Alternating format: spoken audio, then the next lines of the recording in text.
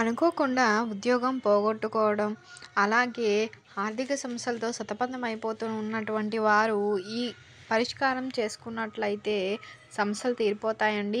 అమ్మవారు అన్ని లోకాలను పాలించే సామర్థ్యం కలది. లోకపాలన చేసేవారు ఉన్నతాసనం పైన కూర్చోవాలి. అమ్మవారు సకల శుభాలకు నిలయమైన పవిత్రమైన ఆసనం మీద కూర్చుని లోకపాలన చేస్తున్నది. ఆ ఆసనాన్ని శ్రీమత్ సింహాసనం అంటారండి. అదే ఆసనం అమ్మవారు యుద్ధానికి వెళ్ళేటప్పుడు సింహ రూపంలో దర్శనం ఇస్తుంది. ఈ సింహాసనానికి కనుక ఆ జగన్మాతను శ్రీమత్ సింహాసనేశ్వరిగా కీర్తిస్తుంది వేదం.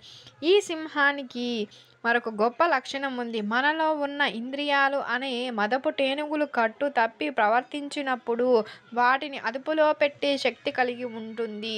ఇటువంటి సింహాసనం అధిష్ఠించిన అమ్మవారిని ఓం ఐం హ్రీం శ్రీం శ్రీమత్ సింహాసనేశ్వరీ నమః అనే మంత్రంతో జపం చేస్తే శుభాలు కలుగుతాయి.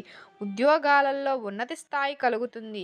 ఈ మంత్రాన్ని 60 రోజుల పాటు ఉదయం పూట రోజు ఒక మాల జపం చేస్తే మంచి ఫలితం ఉంటుంది.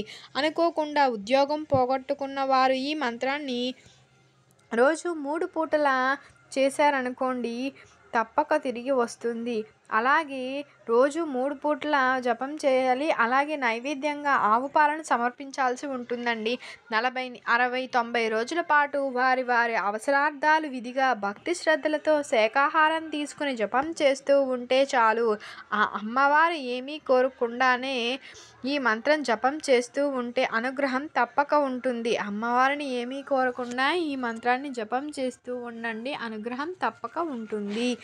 ఓం ఐం హ్రీం శ్రీం శ్రీమత్ సింహాసనేశ్వర్యే నమః.